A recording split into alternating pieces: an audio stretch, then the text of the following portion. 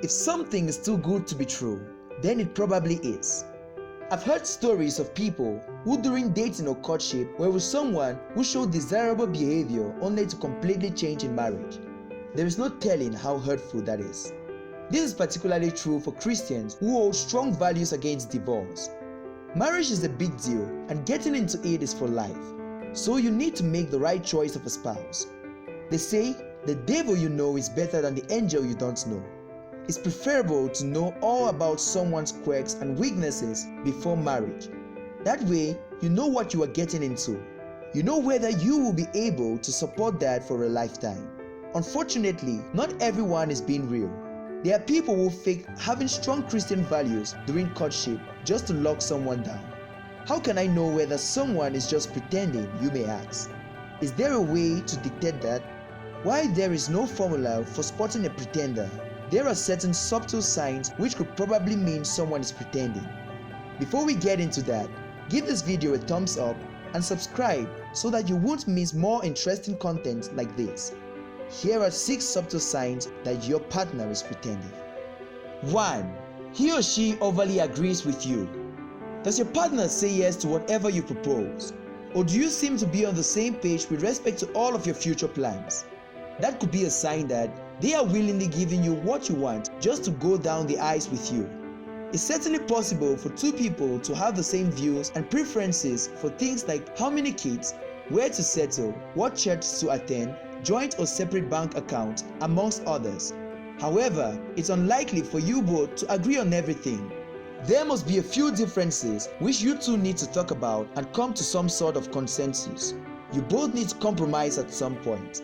Maybe one person wants just 3 kids, while the other wants 5. Maybe one will prefer separate accounts as opposed to joint accounts. The point is, each person should express their views and preferences clearly. If your partner always says something like, "Whatever you wish is fine for me," or "Let's go with your plans for every single thing," then there is a problem. He or she is likely pretending. 2. You two hardly have misunderstandings or conflict. No relationship can be free of conflict or misunderstandings. When 2 people of different personalities come together, there will be times of tension. I'm not saying that you should always have conflict, but you should certainly have your own fair share of misunderstandings. This shows that you both are being true to yourselves. If conflicts are rare or non-existent, then someone is pretending.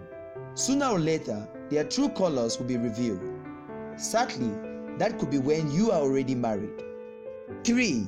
He or she was not part of a Christian community before you met. If your partner was not part of any Christian community before you met, yet he or she now shows spiritual behavior, then chances are he or she could be pretending just to lock you down.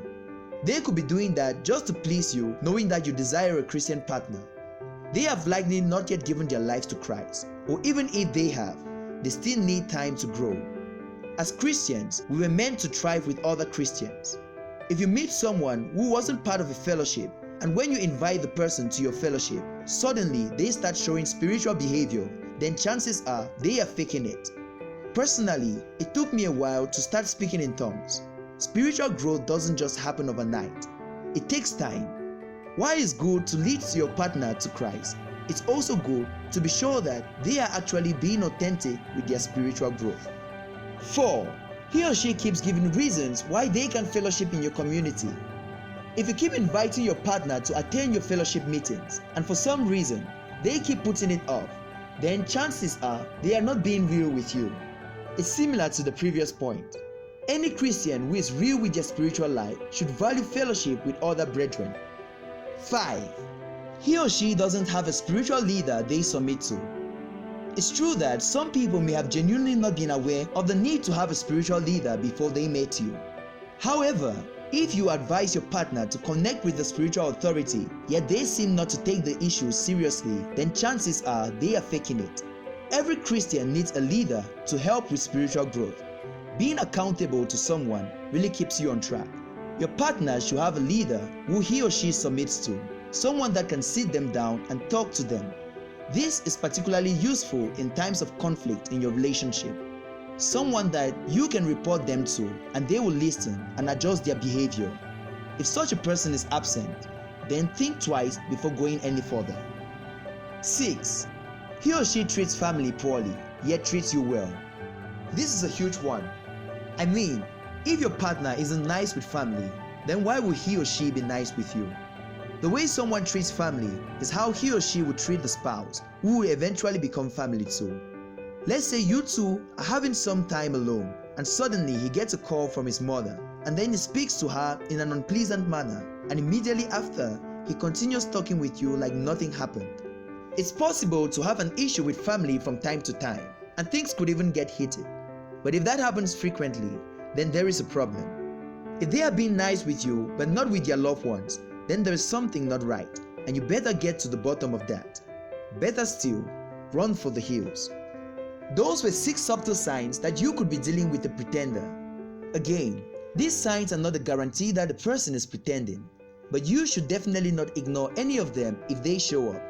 That said, no one is perfect, even you. What matters is that your partner should be real with you and you with them. Then you can choose whether you'll be willing to spend a lifetime with those weaknesses. If your partner is being real with you, then appreciate their efforts and give them room to improve. Don't forget to like this video and leave your thoughts in the comments. Are there any other signs you know of pretenders? Please do share in the comments too. A community will gain a lot from it. If you've not yet subscribed, make sure you do. Thanks for watching, and until next time, best tech remains your best bet.